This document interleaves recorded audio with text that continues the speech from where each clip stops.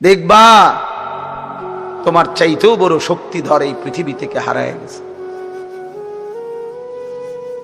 তোমার চাইতেও বড় ক্ষমতাধর এই পৃথিবী থেকে হারায় গেছে। তুমি কেডা? এ দেখতে দেখতে নাই, দেখতে দেখতে যৌবন ফুরায় যাবে, দেখতে দেখতে এই শক্তি সামর্থ্য ফুরিয়ে যাবে, ফুরায় যাবে।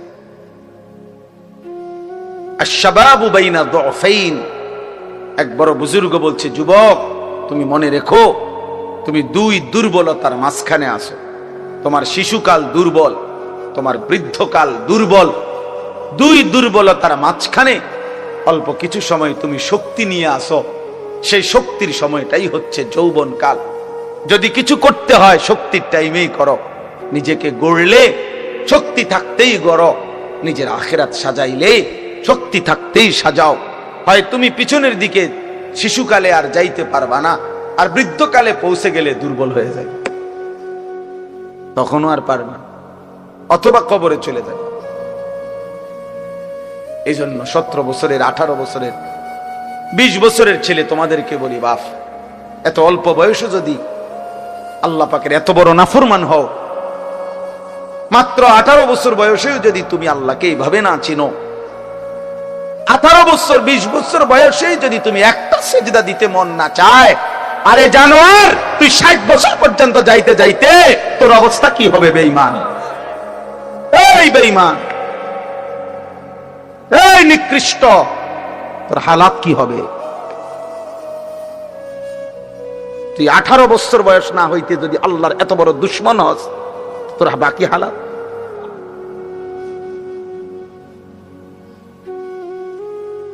বিশ বছর না আইতে যদি তুই এত নারী দেখে ফেলো, এত উলঙ্গ ছবি দেখো, জানোয়ার, বাকি জীবন তাহলে কি দেখবা? হাইওয়ান বলো, বাকি হায়াত কি দেখবা? তাহলে যা দেখার তো সব দেখে এলাইছো।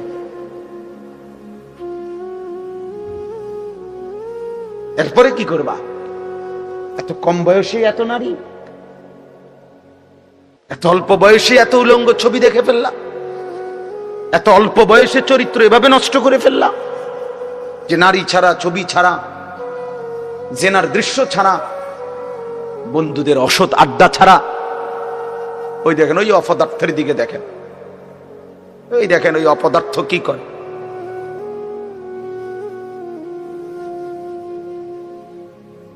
এই জন্য বললাম ভাই,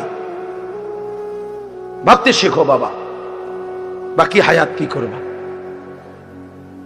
বাকি হায়াত কেমনে চলবে? তাইলে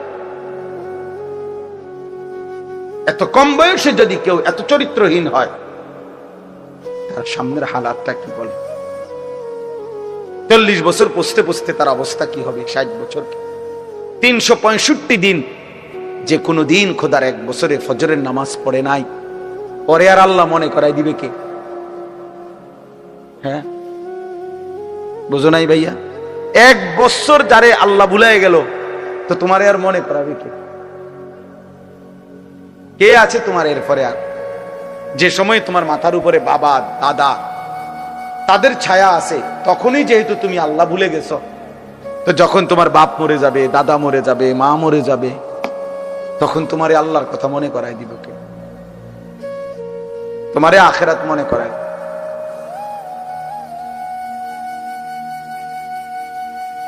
ছোটবেলায় আমার মনে আছে, আমার ছোট্টবেলা থেকে আমার মা সারাটা জীবন মা আম করে নামাজের কথা জিগাইছে। আমি প্রায় বলি, এখন আমার মার বয়স কমপক্ষে 70 হবে, আমার আম্মার কিচ্ছু মনে নাই, কিছু বলতে পারে না, অসুস্থ। একটা ট্যাবলেট দিলে আধা ঘন্টায়ও মা ট্যাবলেটটা খায় না, বোঝে না কিতা। কইলে কই মা এটা খান না, খান। পানি মুখে দিলে জোর করে মা এটা ধরে রাখে, মা এটা বোঝে না যে এটা খাওয়া দরকার, মানে এই কথাটাই বুঝে পারি না বলি। এখন এমন দুর্বল হয়ে গেছে সেই মা আমার। এখনো আমরা কথা বললে আম করে জিগায়, আমারে তো জিগায়, পুত নোয়া ধরছুন, কসম আল্লাহ, মা আমার এখনো আমারে জিগায়, পুত নামাজ ধরছুন, নোয়া ধরছুন। মা আমারে সবসময় বলে, এখনো বলে, মা পুত কতখানে ওয়াজে যাও, মানুষের লগে চাইও টাকা পয়সা লইয়া, ঝামেলা করো না। আমার 44 বছর বয়স, 44 বছর বয়সে আমি মায়ের সেই নজর নেগরানি, আলহামদুলিল্লাহ। তোমার 18 বছর বয়সেই তোমার আব্বাও তোমারে বলে না, মাও বলে না, সমাজের কেউ ডাকে না। তোমার পতন, তোমার ধ্বংস, তোমার বরবাদি, তুমি নারী দেখতে দেখতে ধ্বংস হয়ে যাইতেছ, ছবি দেখতে দেখতে বেঈমান কাফেরদের মতো সাজতে সাজতে সাজতে সাজতে, চুল পান শার্ট পোশাক লেবাস, চলা ফেরা উঠা বসাতে কাফের মুশরিকদের মতো হতে হতে ধীরে ধীরে একটা সুন্দর ছেলে, একটা সুন্দর জওয়ান মুসলমানের একটা তাগড়া ছেলে চোখের সামনে কি হয়ে যেতেছে, নষ্ট হয়ে। এই সমাজ তাকায় তাকায় দেখতেছে। বুঝছেননি চাষা? ব্যাপারটা চিন্তা করে দেখেন তো চাষা, বিষয়টা কি ভাইয়া? একটা ছেলে বলো বাপ, কেউ তোমারে ডাকে না, কেউ তোমারে ফেরায় না, কেউ তোমার এই অব্যাহত গুনাহ অশ্লীলতা বেহায়াপনা থেকে কেউ টানিয়া ধরতেছে না, ফেরাইতে চাচ্ছে না। মনে হয় যেন চোখের সামনে জাহান্নামের আগুনের দিকে যাচ্ছে, ধাও ধাও আগুনের দিকে, সবাই যেন দেখতেছে ঠিক আছে আগাও, চলো। ومن يشاقق الرسول من بعد ما تبين له الهدى ويتبع غير سبيل المؤمنين, আল্লাহ বলেন আমার রাসূলের মাধ্যমে আমি সবকিছু স্পষ্ট করে বলে দেওয়ার পরেও যারা আমার রাসূলের বিরুদ্ধাচরণ করবে, ওয়াত্তাবি গায়রা সাবিলিল মুমিনিন, আমার প্রকৃত ঈমানদার যেই পথে চলে এই পথের উল্টো পথে যে চলবে, আল্লাহ বলেন আমার রাসূলের বিরুদ্ধাচরণ যে করবে, আমার ঈমানদার মুমিনের পথের উল্টো পথে যে চলবে, নুওয়াল্লিহি মা তাওয়াল্লা, আমি আল্লাহ তাকে সেই উল্টো পথেই চালাবো, ওয়া নুসলিহি জাহান্নাম, একদিন তারে ধাক্কা মেরে জাহান্নামেই ফেলে দেব। খোদার কসম বন্ধু, আল্লাহ বলেন চলতে চলতে নাফরমান, গুনার, অসভ্যতার, অশ্লীলতা, সুদ আর হারাম, কিস্তি আর হারাম রোজগার করতে করতে চাচা 60 বছর পরে একদিন ফেরেশতা তোমারে লাথি দিয়া কবরে পাঠায় দিব। বলবে যা সুদখোর যা কবরে, যা কিস্তিখোর হারামখোর যা কবরে যা। জীবনভর ওজনে কম দিলি, জীবনভর হারাম রোজগার করলি না ফরমান, যা এখন যা কবরে। এত লম্বা হায়াত, এত লম্বা রাত, লম্বা দিন, কখনোই আল্লাহকে মনে পড়লো না, হালাল হারাম মনে পড়লো না। আল্লাহ বলেন একদিন আমি তোকে পৌঁছায় দেব কবরে। আল্লাহাকুমুত তাকাসুর হাত্তা যুরতুমুল মাকাবির, আল্লাহ বলে বান্দা দুনিয়ার নেশায় পড়ে ডুবে গেলা, আল্লাহ বলেন আখিরাতকে বান্দা ভুলে গেলা। শুধুমাত্র তাকাসুর, বাড়ানোর নেশা, বাড়ানোর, আরো টাকা, আরো বাড়ি, আরো গাড়ি, আরো নারী, আরো সুন্দরী, আরো দুনিয়া, আরো আরো আরো আরো। আল্লাহ বলেন বাড়াইবার এই পাগলা নেশা তোমারে দুনিয়ায় ডুবায়া দিল, আখিরাত ভুলায়া দিল। হাত্তা যুরতুমুল মাকাবির, এরই মাঝে কিন্তু একদিন বান্দা সত্যিকারে ঠিক ঠিক একদিন তোমার মোলাকাত হবে কবরস্থানে। হাত্তা যুরতুমুল মাকাবির, অচিরেই তুমি পৌঁছে যাবে, সাক্ষাৎ হবে কবরস্থানে। কাল্লা সাউফা তা'লামুন, তাফসীরে লিখছে ফিল কবরে। আল্লাহ বলেন সেই কবরে পৌঁছলেই আমি আল্লাহ তোমাকে জানায় দেব বান্দা আমার একটা একটা নাফরমানির শাস্তি কি। কি মনে করছো বান্দা, ভাত দুগা খাওয়াইছি দেখা নাফরমান, তুই মনে করছো আমি আল্লাহ তোরে দেখি নাই না? বেটা আমি তো ভাত তরকারি, বেটা খাদ্য খাবার তো আমি কুত্তারও খাওয়াই, বেটা তোরে খাওয়াবো না কেন? তোরে আমি ভাত খাওয়াইছি দেখা, তোরে আমি ঘুম পাড়াইছি, তোরে আমি পেশাব পায়খানা করতে দিছি, তোরে আমি কিছু বলি নাই, দুনিয়ায় ছেড়ে দিছিলাম বান্দা, আমি তো সব বলেই দিছি। ইন্না হাদাইনাহুস সাবিলা, আল্লাহ বলেন চলার রাস্তা তো আমি দেখায় দিছি।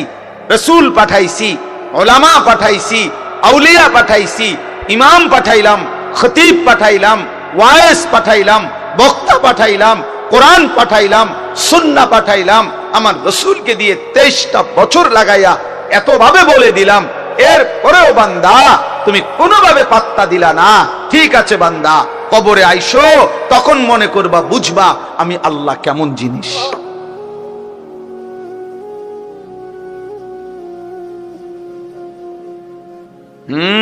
আমি দেখায় দেব বান্দা।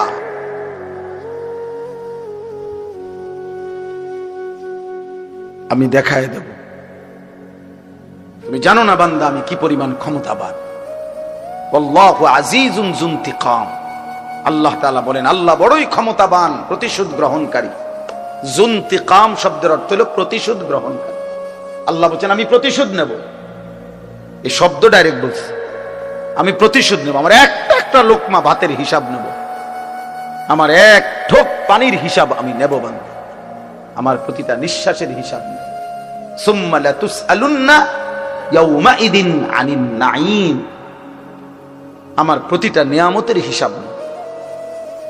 এজন্য প্রিয় বন্ধু আমার, বাপ আমার, দয়া করে আল্লাহর ওয়াস্তে বাবাদেরকে বলি, যুবক ছেলে তোমাদেরকে বলি, আমাকেও বলি, আমরা সবাই মিলে আল্লাহর দিকে ফেরা দরকার।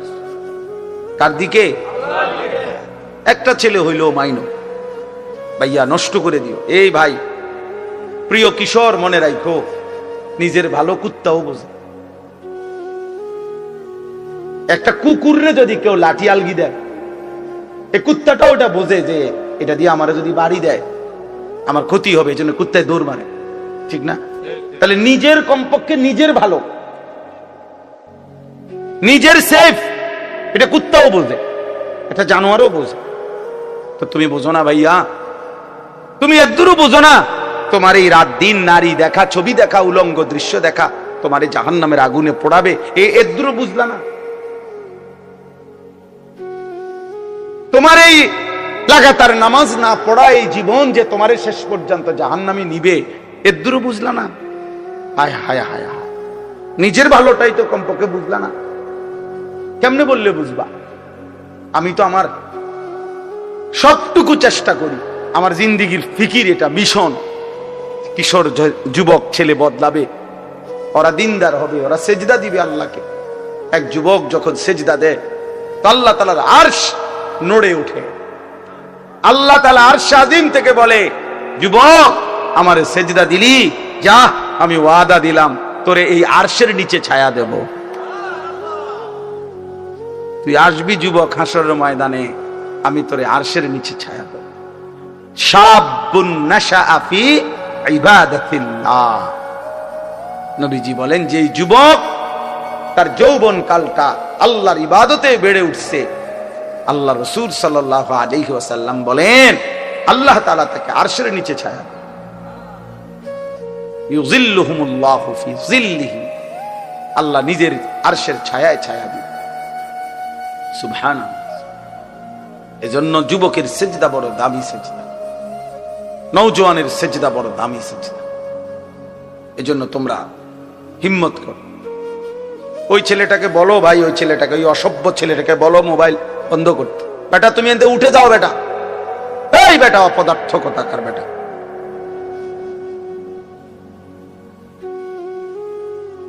চিন্তা করছেন নি? ওরে দুইবার বললাম। আর এইটাই জীবন।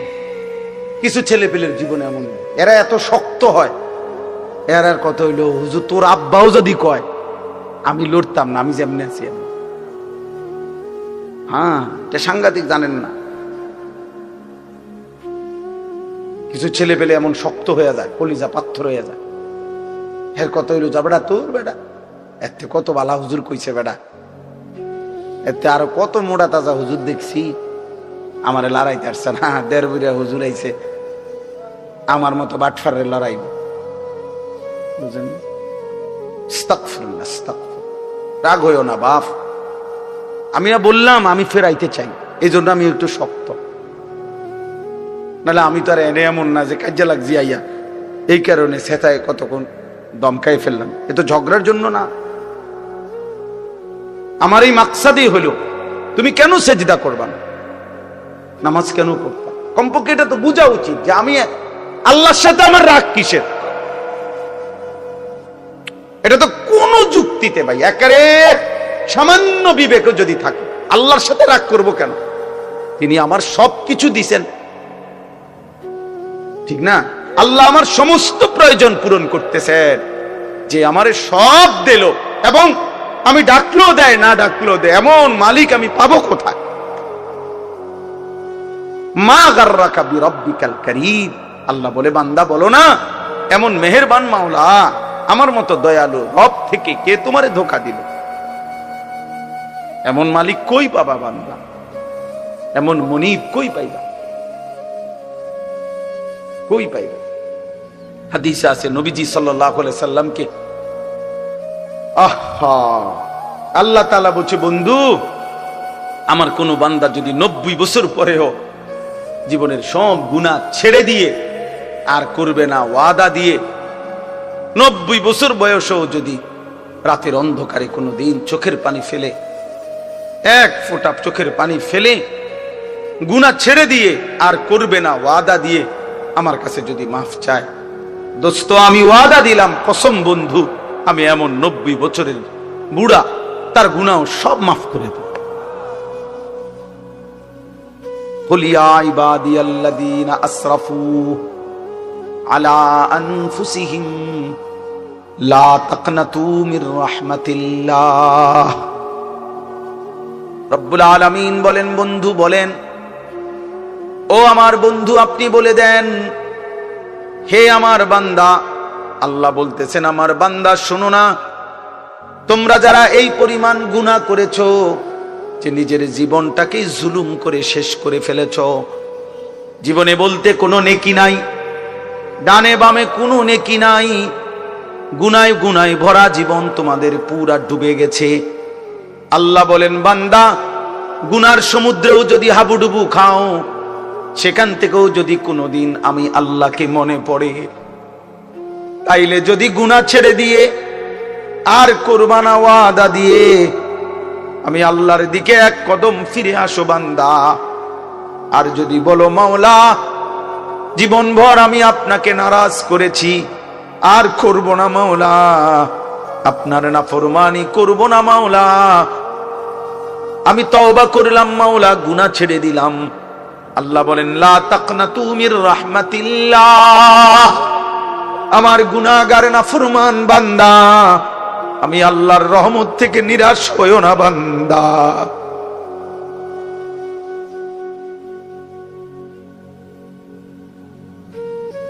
मायूस ना हो अहले ज़मीन अपनी खताओं से, तकदीर बदल जाती है मुदतर की दुआओं से।